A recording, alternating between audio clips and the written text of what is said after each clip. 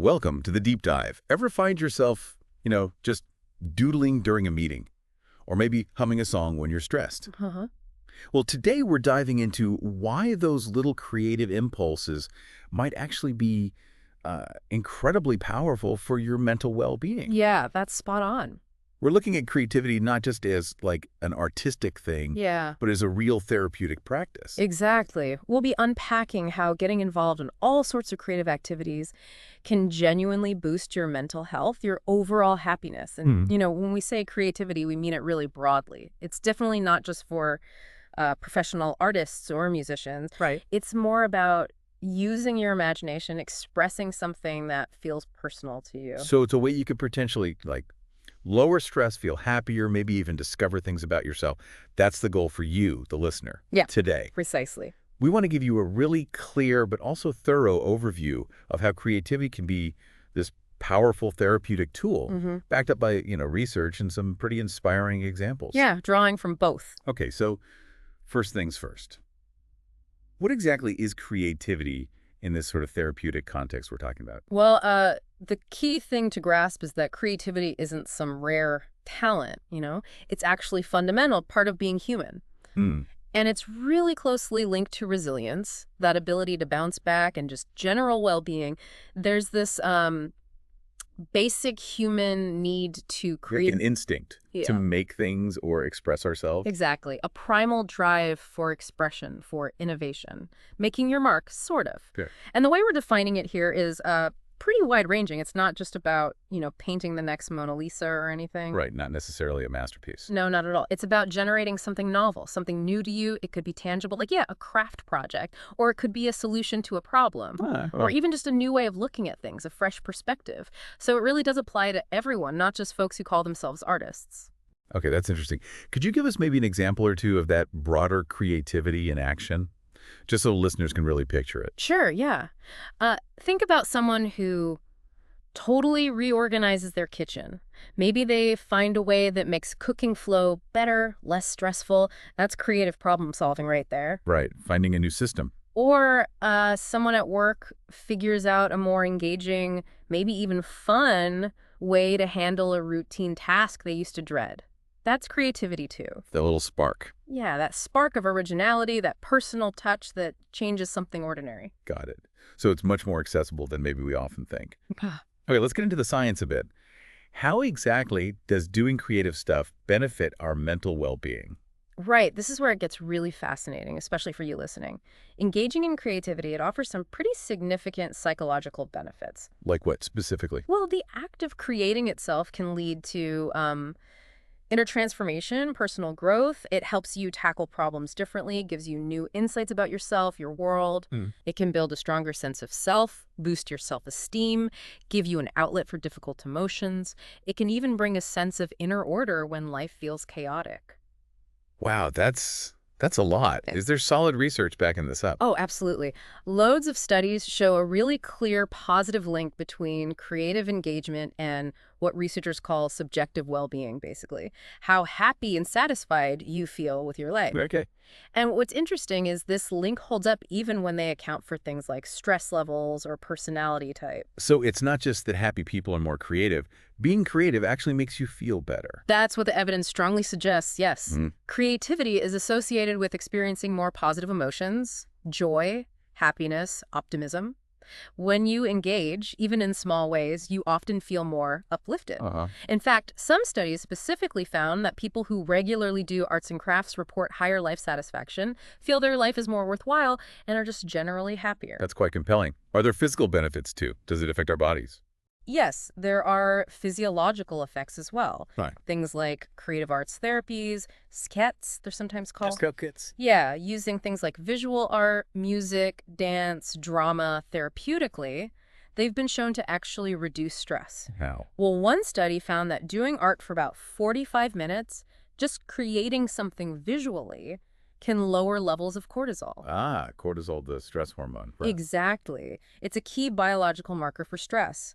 And other research looking at visual art creation found links to stronger connections in brain areas associated with psychological resilience. So it's not just feeling good in the moment. It might actually be building up our ability to handle stress long term. That seems to be the implication, yeah. Building that resilience muscle, so to speak. Interesting. And then there's this concept of flow. You know that feeling when you're completely absorbed in something? Oh, totally. Like you look up and hours have passed, you're completely in the zone. That's exactly it. That's flow. Total immersion, action, and awareness merge. It often happens during creative activities.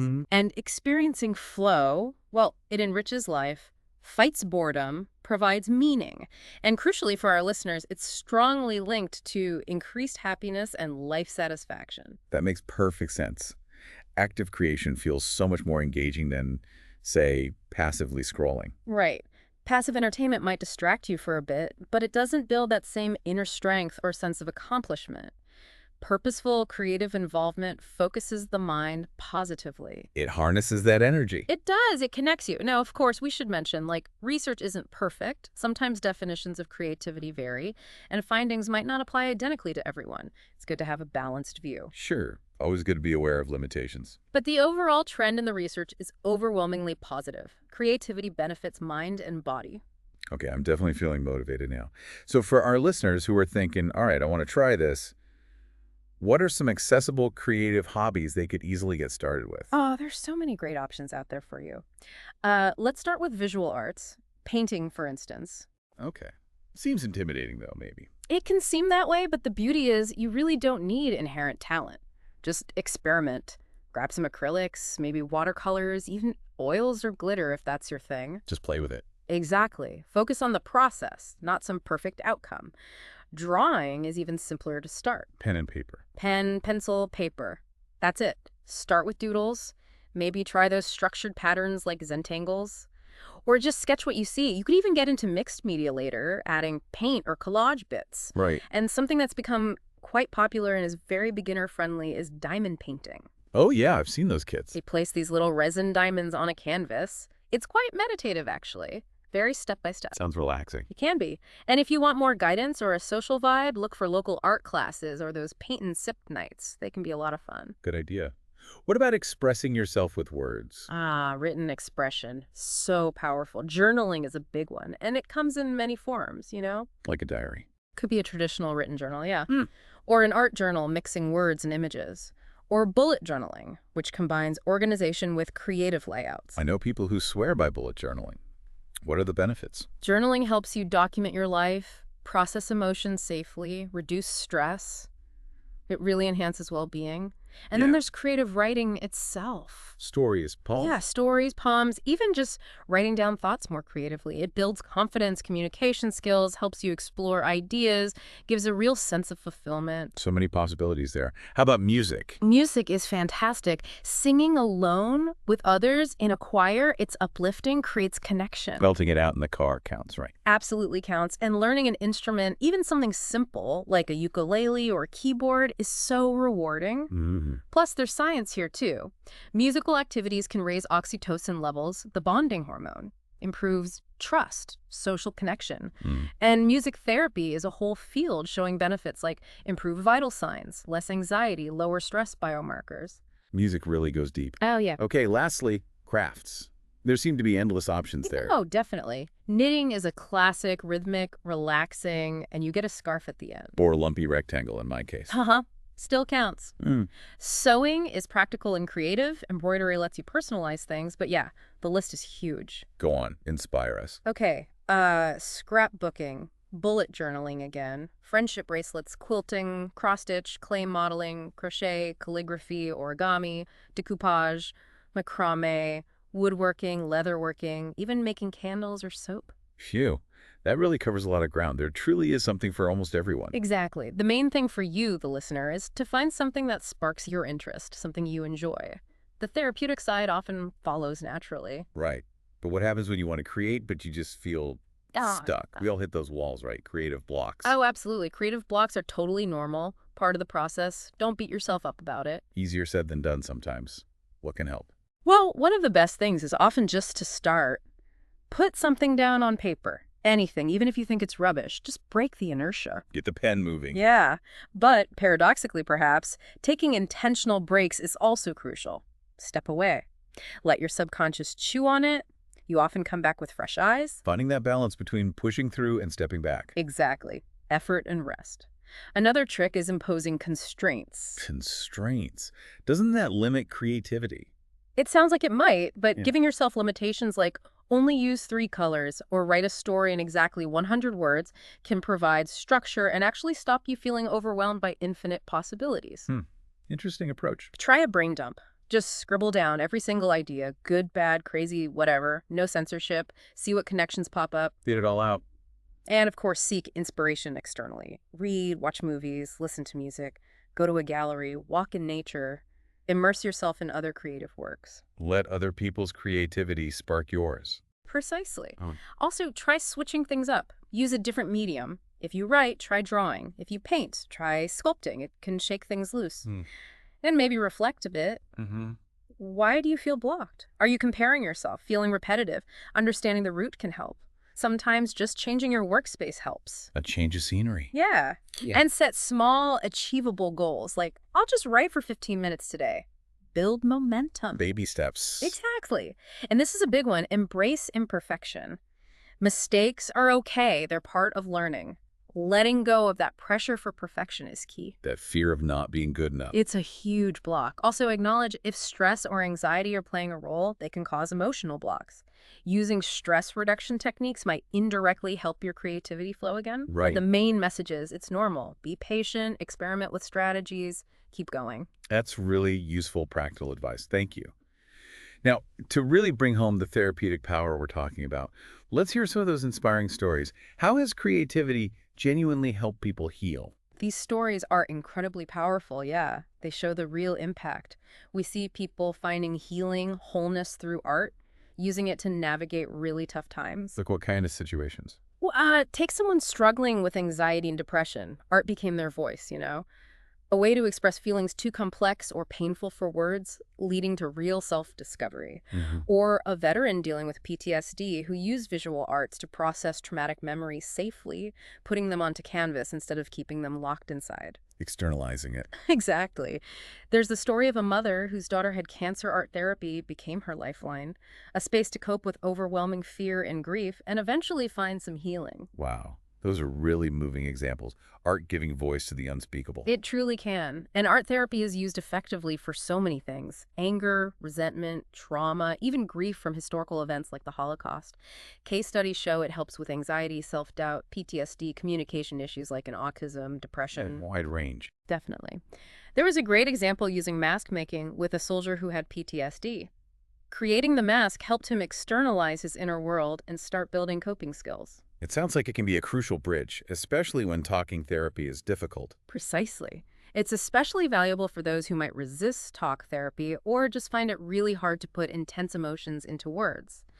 And it's adaptable too. Digital art has been used successfully in group therapy for teens with intellectual disabilities. So it's not just traditional paint and paper. Not at all. These stories just highlight art's incredible power to make inner experiences tangible, process emotions, and facilitate healing when words fail.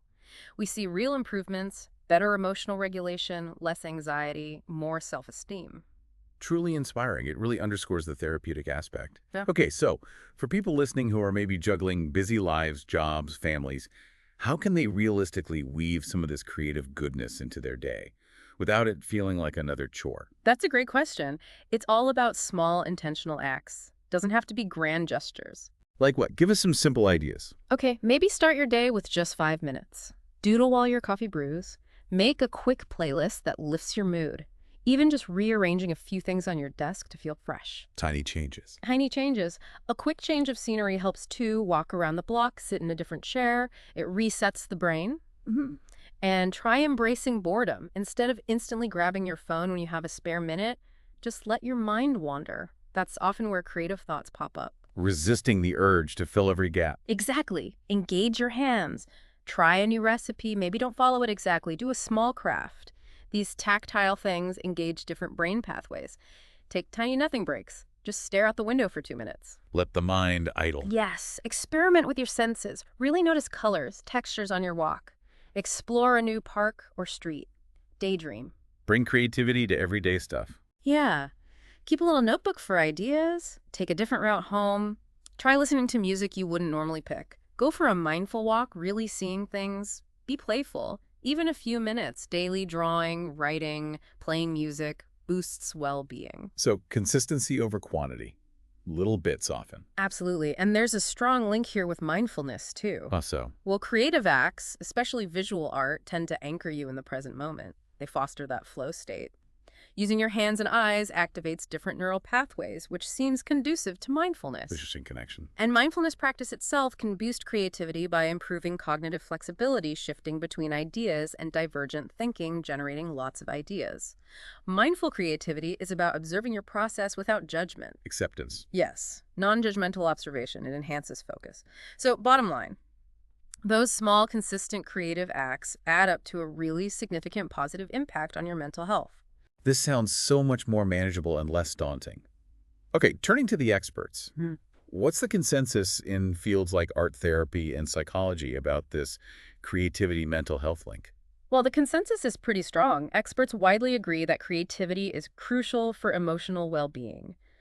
Art therapy is recognized as a valid modality for expressing difficult stuff, focusing on the healing process of making art. Right, the journey, not just the product. Exactly.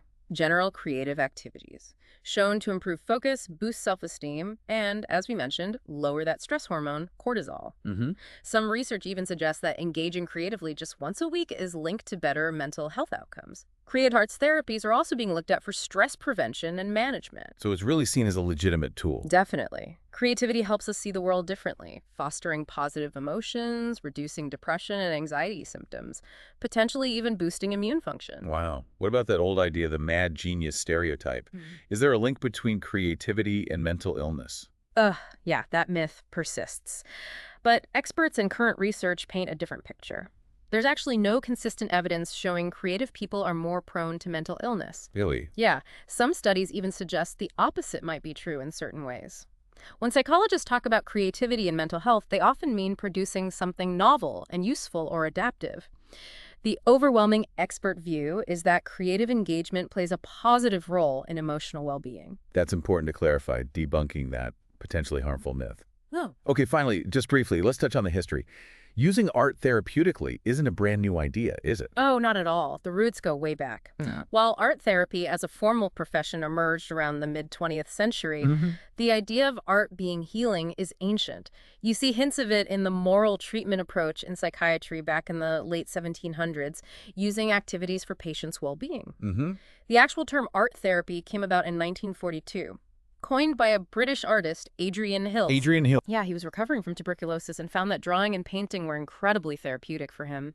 He saw how it engaged his mind, released energy, aided his healing. So it came from personal experience. It really did. Then pioneers like Margaret Naumburg, Edith Kramer, Edward Adamson built on that, emphasizing emotional release, the unconscious, the creative process itself. Developing the field. Exactly.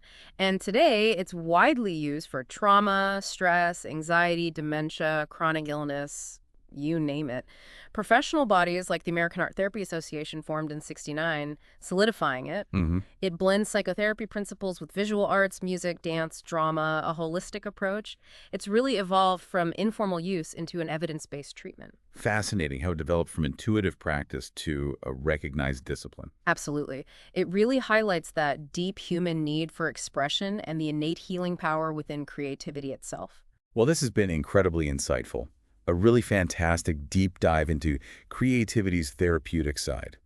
I think the main takeaway is clear.